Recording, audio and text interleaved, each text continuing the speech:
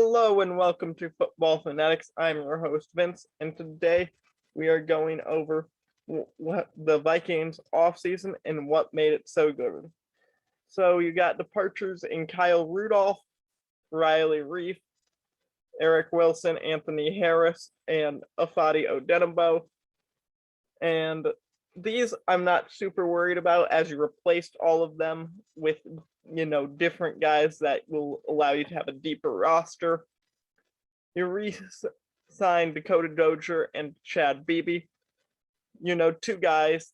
Dozier's going to fight for that starting left guard spot. Beebe's going to fight for that third receiver role. I think he comes in fourth or fifth, though. And then you got additions in Dalvin Tomlinson, a nice run-stopping nose tackle. You got Patrick Peterson, who's going to be he used to be elite, probably like in the 90s somewhere, but he's definitely on the back end. He's dropped off a bit. You got Bashard Breeland, who's going to come in and fight to be your slot corner. You got Mackenzie Alexander, who's going to come in and fight to be an outside corner. And then you even pick up D.D. Westbrook to fight for that third receiver role. Xavier Woods is going to try and replace Anthony Harris. Nick Vigil is going to try and replace Eric Wilson. Stephen Weatherly, along with some draft choice like Patrick Jones and the couple of defensive linemen that they picked up, will help easily replace Odenigbo. And speaking of the draft, we'll go there next. So you draft Christian Darrisaw 23rd overall. And if you've seen The Voyage, episode 1, most people would have been happy with them picking them at 14th when they traded down. Now, they tried to trade back up, but they were unable to. So they end up just having to sit there, and Darrisaw falls to them at 23. 9.8 might be a bit low here. It's one of the best picks in the entire draft, picking up a guy where they did. And that leads us into the Kellen. Oh, the other thing I'll say about Darrisaw is he's a great scheme fit, because he can seal off the backside and not allow any defensive end or outside linebacker to get in on a outside zone running the other way. And he's a good move blocker if you're running his direction. Also, we'll get into the offensive line look a little later, but now you solved one of your tackle issues, as you can slide Ezra Cleveland into either guard spot. So that really almost solved two positions, as Ezra Cleveland was fine at tackle, but he needed some development, whereas he looked good at guard earlier. So now you aren't so worried about two positions on the offensive line. And that's why I really like this pick and think 9.8 might be a bit low. It's just that you fix two positions with one draft choice. Kellen Mond, I did not grade this pick because it's part of the Darrisaw trade. You just don't need to grade it. If he busts out, okay, you got Darrisaw at 14th overall, no one bats now, you probably drop that trade or drop that grade down to like a 9.7 or a 9.6. But even if you didn't pick somebody here, your Darrisaw grade is still by far high. Then we move to Wyatt Davis. Now, he's an offensive guard that was drafted 86 overall. He was designed to come into and fight for this fifth offensive line role. That guard spot's going to be your weak spot no matter which side it's going to be on. But Wyatt Davis will at least give you a average floor. He's not going to come in there and be like Drew Samia for them last year, where he can't do a pass set to save his life. Then we got Patrick Jones, the second defensive end. He's one of the camp, or I shouldn't say that, but he's one of the bodies they brought in to help replace Odenigbo. They got a couple guys on their roster that are just high athletic motor guys. Kind of like what the Vikings like to do. This is how they got Neil Hunter, is just take it several shots at an upside defensive lineman late in the draft, and eventually one of them will pan out. And then in rounds 4 through 7, you've got 6 selections including Zach Davison, the tight end, to help replace that jump ball Kyler Rudolph option. And it's an 8.7. You got a couple other D linemen in there. You got Chris Bynum, the corner. So that brings me to the general overview of the roster. And this is where you see the depth. Because at running backs, you got an A+ grading. Alexander Madison, probably like a B+ running back in his own right, and then you put him as a backup to Dalvin Cook. And if Dalvin Cook still can't stay healthy, you still have a solid like A- B+ running game. And that just brings up that, along with the offensive line ranking of a B, which probably should be a B+ now looking at it. You have a solid floor. And it's almost like what the Lions are trying to do, where you're gonna be able to win some games with a good offensive line and a good running game. Now you add to that having 2 good receiving options and a decent quarterback, and your passing game's not gonna be abysmal, and you have a chance to make a playoff run. On defense, you got a very high defensive effort, just like you saw in the Steelers. Their run defense is a bit worse. I love Eric Kendricks, but he's not gonna make a huge difference in the run game. Even Nick Vigil, he's not gonna be a huge run stopper. Danielle Hunter, he can play the run, but you don't really want him playing the run. And then whoever you roll out at that second D-end spot, like, they're all at playing the run just because they understand the game. But you aren't going to see like that high Aaron Donald type of play where he just blows up the entire offense. The pass rush is a B+.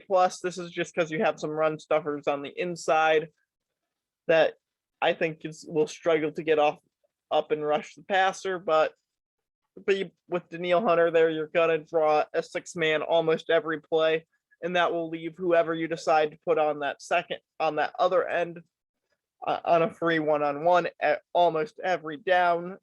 And part of it's just the mentality of a young guy knowing that he's getting a young one-on-one that will help him. In the secondary, it's a B+.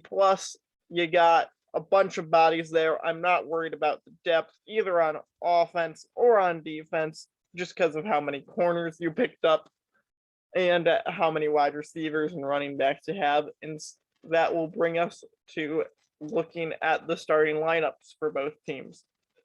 So on offense, you have an outside zone scheme, and they'll probably roll out Justin Jefferson, Adam Thielen, Cook, Ham, and Irv Smith as their starting 5.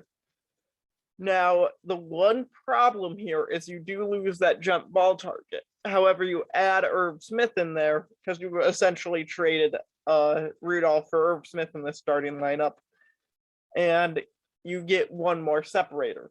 And I like separators more than I like jump ball targets, because if you have one jump ball target, if everyone's covered, you have to throw it to them. If you have 2 jump ball targets, you always pick the better one of them. So you really only have room for one jump ball guy, and Adam Thielen honestly is good enough to fulfill that role. Kirk Cousins liked to throw that ball to Rudolph just because of the height, but I don't see a huge drop off going to Thielen.